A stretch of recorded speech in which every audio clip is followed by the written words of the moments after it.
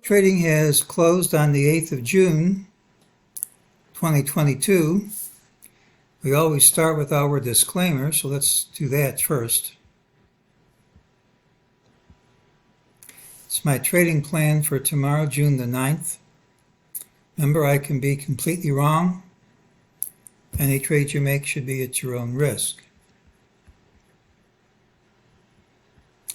I got a message from the publisher of my MEJT system today, the book.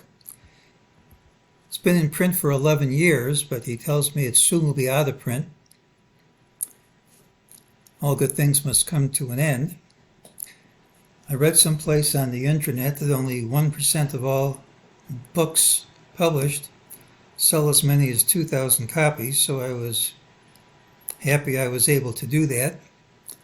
I have a few copies of the Chinese language edition, and even though I can't read Chinese, it's a great souvenir, and it's kind of fun.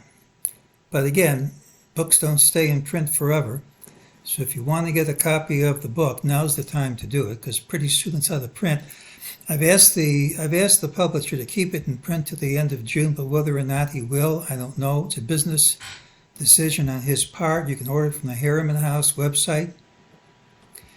They should have some copies at Amazon. They might be used. There's still the webinar, which is kind of a synopsis, and probably once the book's out of print, I'll wind up making a longer webinar explaining everything and giving some more examples, but these things take time. It took me some time to write the book, so it took me some time to make the webinar summarizing things, and even though I'll probably make a longer webinar at some time, if you want to get the book, now's the time to do it, because pretty soon it won't be around. Let's review our calls. Look for the pattern with the early low and the late high, so we got that. We had a target. Now, this is after the market had a huge rally. We had a target 41.3180. That printed, and look at the support right at today's low. So that worked. Today's pattern generates a new target 41.2760, and unless we gap down smartly, that's my call.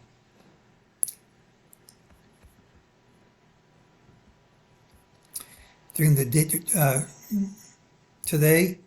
day, MEJT gave an ultimate buy signal early on. Here's the minimum target. You usually get more than the minimum. More than this is right here, and that's how the system works.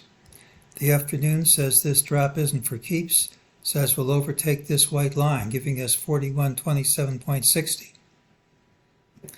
There's usually resistance over the target, but we've already tested the line that uses the resistance up. Doesn't mean we have to stop there, but you're no longer obligated to have resistance when you do.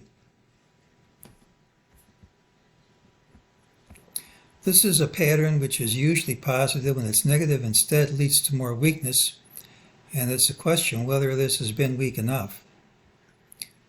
I mean, we've dropped all day. Here's the close.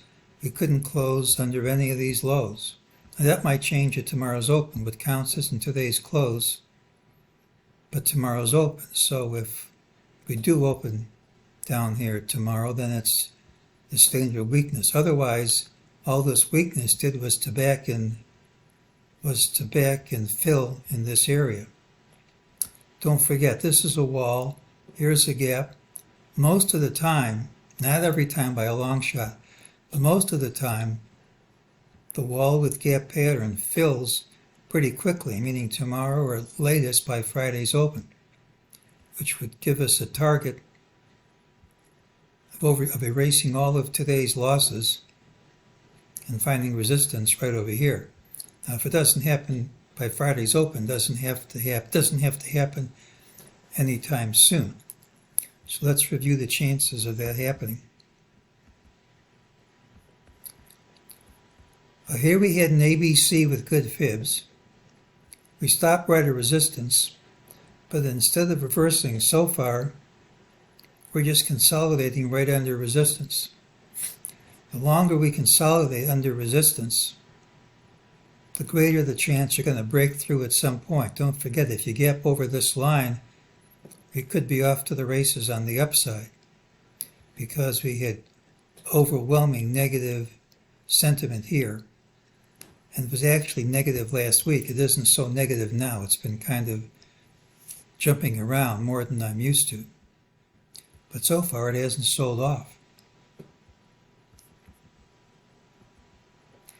Now we have this as our count. You can certainly count 5 waves up, but until you break through this on the downside, there's no guarantee that what we call the 5th wave really is the 5th wave. We could still be in the 4th wave.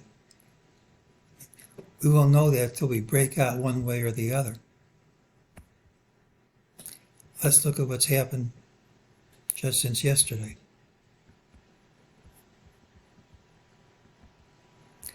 We had 5 waves up. We can now count 5 waves down. That sure looks like an impulsive wave 1. That's an ABC for 2.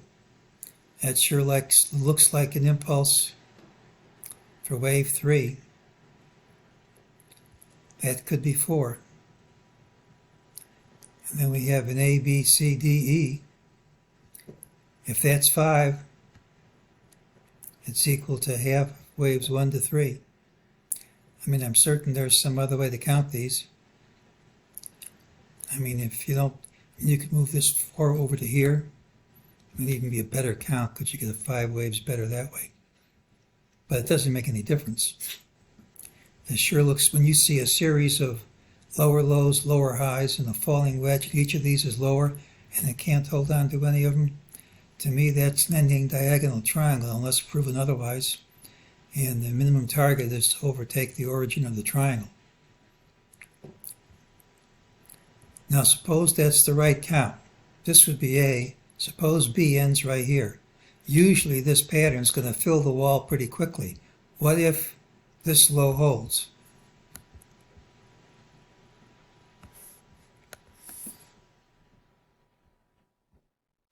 Well, the usual target is to fill the gap and find resistance right over its origin. So if that's A and B ended today, and if we get a C like that,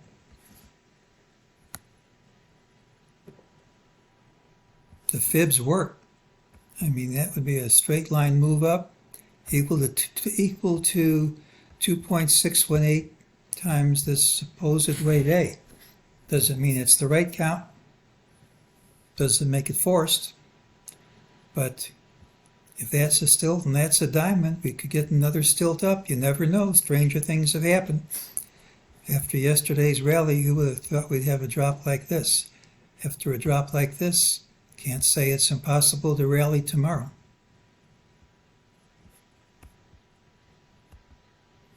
Well, tomorrow's pattern has early low. It could still gap up.